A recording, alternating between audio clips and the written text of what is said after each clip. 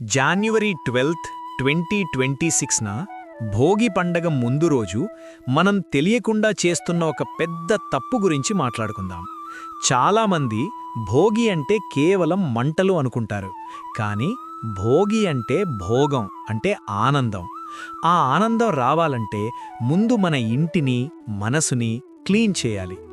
మీకు తెలియని విషయం ఏంటంటే భోగి మంటల్లో ప్లాస్టిక్లు, టైర్లు వేయడం వల్ల కేతు దోషం పెరుగుతుంది.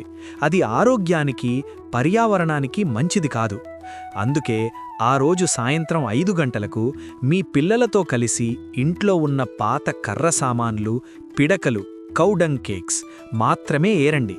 పిల్లలకి ఇది చెత్త కాదు, మన బద్ధకం అని చెప్పి ఒక్కొక్క పుల్ల ఏరించండి. అప్పుడే వాళ్ళకి మన సాంప్రదాయం విలువ తెలుస్తుంది.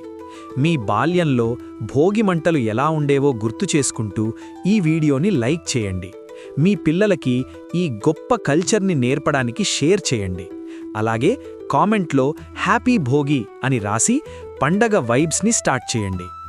ఇంటిలో ఉన్న క్లట్టర్ తీస్తే మనసులో ఉన్న స్ట్రెస్ తగ్గి కొత్త ఆలోచనలు వస్తాయి అనే సైకాలజీ ఇందులో ఉంది. ఆ నిప్పు వెలుగు మీ ఇంటిలో కొత్త కాంతిని నింపాలి. మంచి కథలు మరియు దేవుడి విషయాలు వింటుండాలంటే ఈ ఛానల్ని సబ్స్క్రైబ్ చేయండి.